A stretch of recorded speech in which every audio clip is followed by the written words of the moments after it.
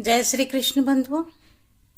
शनिवार के दिन शनि देवता की पूजा करते समय दशरथ कृत शनि स्तोत्र का पाठ करने और शनिदेव की कथा पढ़ने या सुनने से शनिदेव का आशीर्वाद मिलता है और व्यक्ति को सभी प्रकार के संकटों से मुक्ति मिलती है। हिंदू धर्म में शनिवार के दिन न्याय के देवता शनिदेव को समर्पित होता है।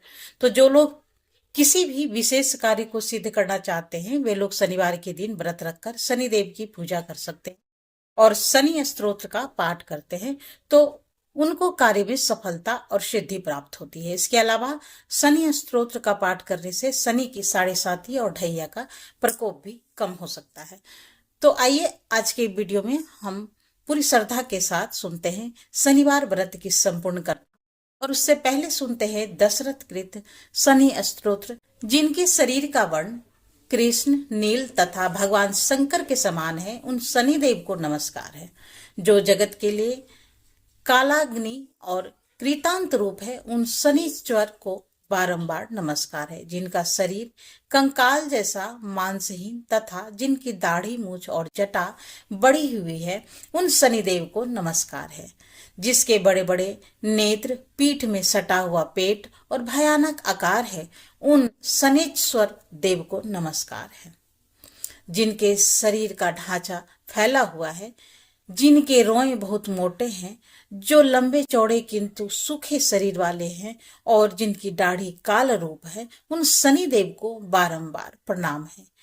हे सन, आपके नेत्र कोटर के समान गहरे हैं, आपकी ओर देखना कठिन है, आप घोर रौद्र भीषण और विकराल हैं।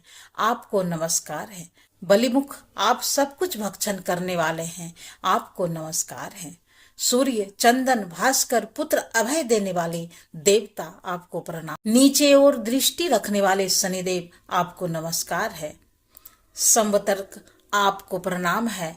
मंद गति से चलने वाले शनिचर, आपका प्रतीक तलवार के समान है, आपको पुनः पुनः प्रणाम है।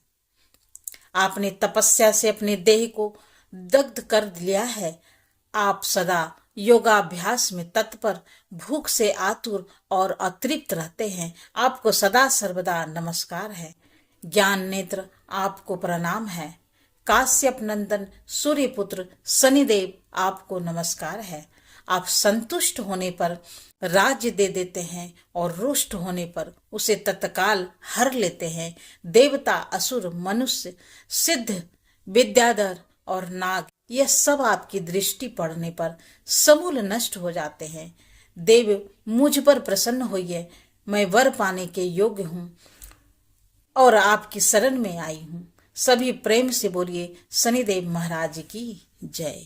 एक समय की बात है, एक ब्राह्मण राजा के महल में मुख्य द्वार पर बुरी आत्माओं के बचाव का काम करता था। एक दिन उसने एक अजीब सी आवाज सुनी तो वह डर गया।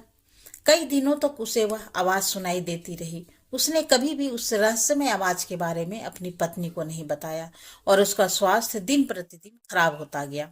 वो कमजोर होता गया। एक दिन उसकी पत्नी ने कहा, मैं तुम्हें पौष्टिक भोजन देने की पूरी कोशिश करती हूँ, फिर भी तुम्हारी सेहत खराब हो रही है, तुम्हें क्या हुआ?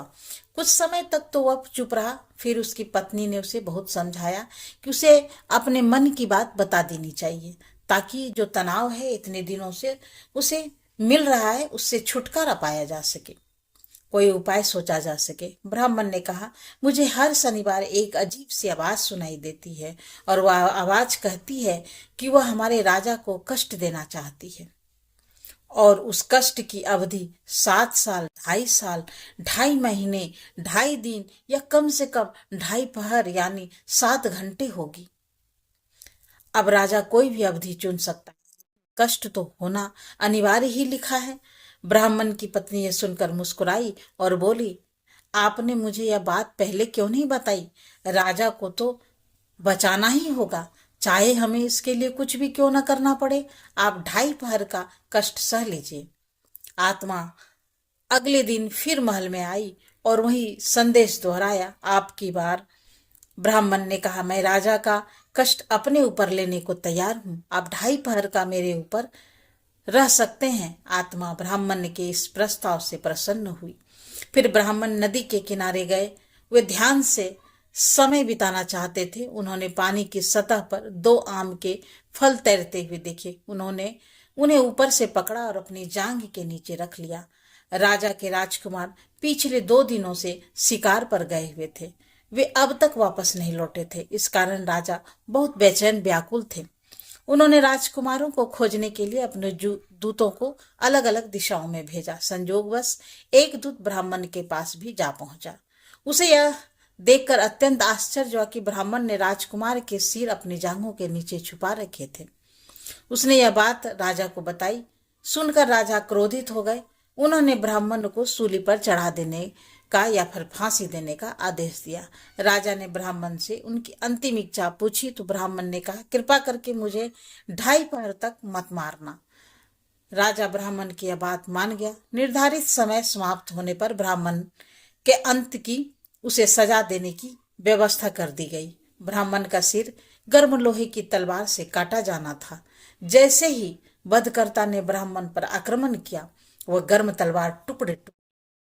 वधकर्ता ने अब की बार गर्म चांदी की तलवार उठाई और वह तलवार भी ब्राह्मण की गर्दन को छूने से पहले ही टुकड़े टुकड़े हो गए। वधकर्ता ने गर्म सोने की तलवार निकाली और अब की बार ब्राह्मण का सिर काटने का प्रयास किया। तीसरी तलवार का हाल भी कुछ ऐसा ही हुआ। वहां उपस्थित लोग इस चमत्कार को देखकर आश्चर्यचकित रह गए। अचानक वे दोनों राजकुमार भी वहां प्रकट हो गए। राजा उन दोनों राजकुमारों को देखकर बड़ा प्रसन्न हुआ और उन्हें गले लगाया और ब्राह्मण पर भी राजा ने दया दिखाई। राजा ने कहा, हे ब्राह्मण देव, यह क्या रहस्य है? इसे सबके सामने प्रकट कीजिए। इतनी बार मारने के बाद भी आपका बाल बांका नहीं हुआ। तब ब्राह्मण ने कहा, राजन, शनि आपको कष्ट देना चाहते थे। मैंने आपको और राज्य को बचाने के लिए आपका कष्ट अपने ऊपर ले लिया। शनिदेव ने आम को मानव शरीर के रूप में प्रकट कर दिया था। क्या मैं राजकुमारों को मार सकता था? मैं तो हमेशा से इस राज्य का रक्षक रहा हूँ। मैंने सदैव आपका और राज्य का भला ही चाहा है। राजा ने कहा, हे ब्राह्मण देव, मुझे तो आपकी बात पर विश्वास नहीं है। मैं स्वयं शनिदेव को देखना चाहता हूँ और अगर आप मुझे नहीं दिखाएंगे तो आपके पूरे परिवार के सभी सदस्य चक्की में पीस दिए जाएंगे। अब की बार तो राजा की यह बात सुनकर ब्राह्मण देवता कांपने लगे। उन्होंने 1 सप्ताह का समय मांगा। इसके बाद वो अपने घर गए और उनकी पत्नी ने, जो बहुत चतुर और बिल्कुल बुद्धिमान थी, ब्राह्मण देवता को देखकर कहा, क्या बात है, आप पीले और भयभीत लग रहे हैं, क्यों डरे हुए हैं? ब्राह्मण देवता ने कहा, भाग्यवान, शनि देव ने ही मुझ पर यह कष्ट डाला है। मैं तो तुम्हारी सलाह मानकर पहली बार बच गया। अब अगर मैंने शनि ग्रह को राजा के सामने प्रकट नहीं किया तो हम सब चक्की के पहिए के नीचे कुचल दिए जाएंगे। ब्राह्मण की पत्नी ने कहा, धैर्य रखो, आपने एक नेक काम के लिए अपनी जान जोखिम में डाली है। शनिदेव आपकी सहायता अवश्य करेंगे। ब्राह्मण ने चैन की सांस ली। तब उनकी पत्नी ने कहा, राजा से कहो कि आने वाले शनिवार को वे सुबह जल्दी उठे और शनिदेव काले पर्वत के नीचे काले घोड़े पर सवार होंगे। वे तेल से भींगे हुए काले कंबल से ढके होंगे और राजा उनके दर्शन कर सकते हैं। अगले शनिवार को ब्राह्मण राजा को काले पर्वत पर ले गए। एक काली परछाई काले घोड़े पर सवार थे। राजा ने पूछा, तुम कौन है? शनिदेव ने कहा, राजन, मैं शनि हूँ। मैं गरीबों और राजाओं दोनों को एक समान रूप से कष्ट देता हूँ। मैं किसी में कोई भेदभाव नहीं करता। राजा ने कहा, तब शनिदेव, हम आपके प्रकोप से कैसे बच सकते हैं? शनिदेव ने कहा, धनवानों को शनिवार को एक काला घोड़ा या 1.25 मन सोना दान करना चाहिए और मध्यम आय वर्ग के लोग लोहा और काले कंबल दान कर सकते हैं और निर्धन लोग तेल लगी रोटी एक काले कुत्ते को दे सकते हैं। और भी निर्धन लोग एक पीपल के पेड़ में जल अर्पित कर सकते हैं और पीपल के जड़ में थोड़ा सा गुड़ रख सकते हैं। पेड़ को कच्चे सूत या कच्चे धागे से लपेट सकते हैं। सुनकर ब्राह्मण देवता ने कहा, हे शनिदेव, आप कृपया हमारे राजा को कष्ट मत दीजिए। राजा पर आपका प्रकोप अगर हुआ तो वह हमारे नगर को भी प्रभावित करेगा। हे शनिदेव, मैं भविष्य में भी आपके अन्य प्रकोप को सहन कर सकता हूँ। शनिदेव अचानक अपने काले घोड़े के साथ गायब हो गए और उधर राजा अपने महल में वापस लौट आया। अब वह ब्राह्मण से बहुत प्रसन्न था, क्योंकि उसने साक्षात सब कुछ अपनी आंखों से देखा था। जब ब्राह्मण की पत्नी ने सारी घटना अपने पत्नी को बताई तो सुनकर वह बहुत ही प्रसन्न हुई, और इस प्रकार से राजा भी शनिवार के नियमों का पालन करने लगा। अब तो उनके पूरे राज्य में घोषणा करा देगी कि हर कोई अपने सामर्थ्य और अपनी श्रद्धा के अनुसार शनिदेव का पूजन क्या करे, ताकि शनिदेव के प्रकोप से बचा जा सके। एक बार की बात है कि सभी नवग्रहों में, जिसमें सूर्य, चंद्र, मंगल, बुध, बृहस्पति, शुक्र, शनि, राहु और केतु में विवाद छिड़ गया कि इस सब में बड़ा कौन है। सभी आपस में विवाद करने लगे, लेकिन कोई निर्णय न निकलने पर देवराज इंद्र के पास वे निर्णय कराने पहुंचे। सभी ग्रहों को अपने सामने उपस्थित देखकर इंद्रदेव घबरा गए। फिर उन्होंने निर्णय करने से अपनी असमर्थता जताई, परंतु उन्होंने यह भी कहा कि इस समय पृथ्वी पर राजा विक्रमादित्य का राज है, जो कि अति न्यायप्रिय है। वे ही इसका निर्णय कर सकते हैं। तब सभी ग्रह एक साथ राजा विक्रमादित्य के पास पहुंचे और अपना विवाद बताया, साथ ही निर्णय करने के लिए भी कहा। राजा विक्रमादित्य इस समस्या से चिंतित थे, क्योंकि वे जानते थे कि जिस किसी को भी छोटा बताया वही क्रोधित हो उठेगा। तब राजा को एक उपाय सूझा। उन्होंने स्वर्ण, रजत, कांस्य, पीतल, सीसा, रांगा, जस्ता, अबरक और लोहे से 9 सिंहासन बनवाए और उन्हें इसी क्रम में रख दिया। फिर उन सब से निवेदन किया कि आप सभी अपने अपने सिंहासन पर स्थान ग्रहण करें। जो भी अंतिम सिंहासन पर बैठेगा वही सबसे छोटा होगा।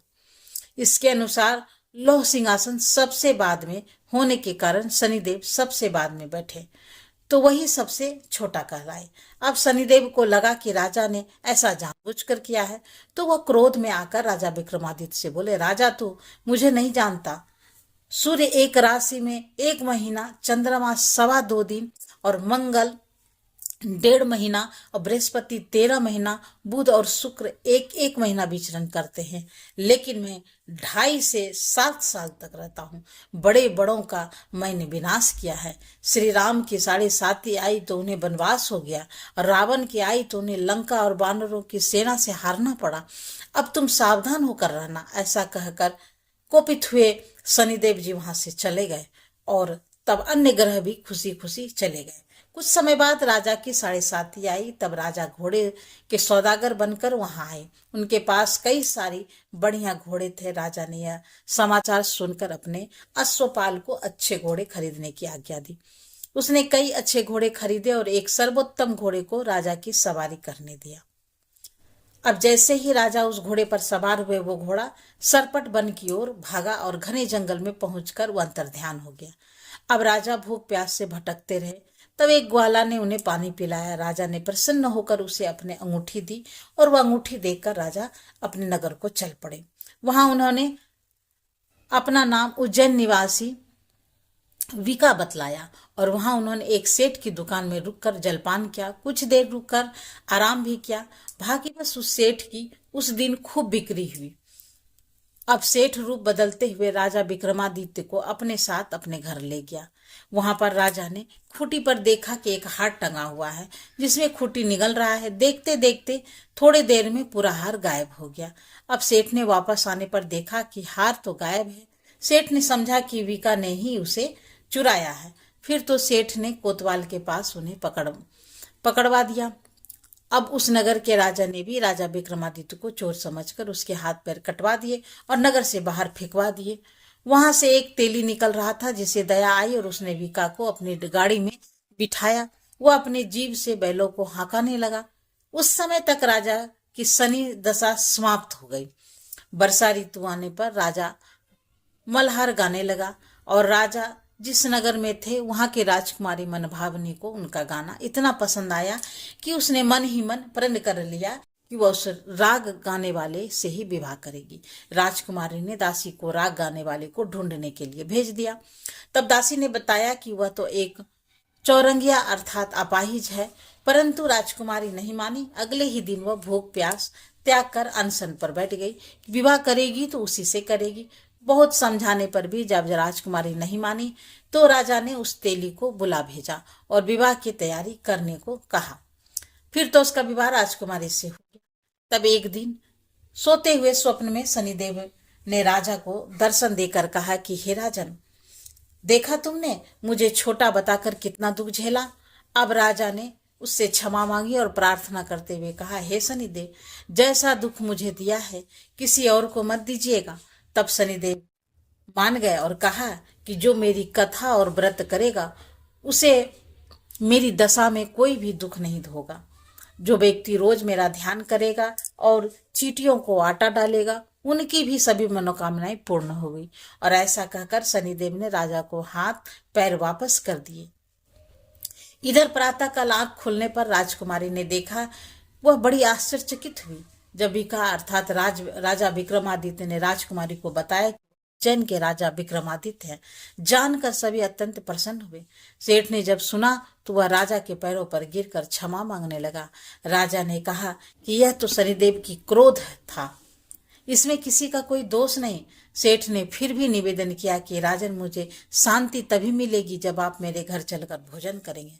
तब सेठ ने अपने घर तरह तरह के व्यंजनों से राजा का सत्कार किया।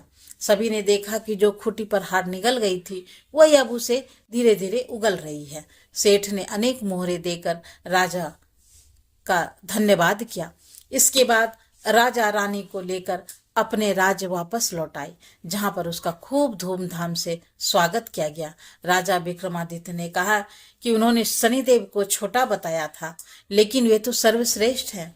तब से राजा विक्रमादित्य ने के राज्य में शनिदेव की पूजा और कथा रोज होने लगी। शनिदेव की यह दिव्य और प्रेरणादायक कथा अपूर्ण होती है। जिन्होंने भी श्रद्धा से इस कथा को सुना, उन्होंने न केवल शनिदेव की कृपा प्राप्त की बल्कि अपने पापों का भी क्षय किया है। कथा श्रवण का यही संदेश है कि जो जैसा कर्म करेगा वैसा फल पाएगा, पर शनिदेव यदि कृपा कर दे तो दुर्भाग्य को भी सौभाग्य बना देते हैं। यह थी शनिवार व्रत की कथा। सभी प्रेम से बोलिए शनिदेव भगवान की जय।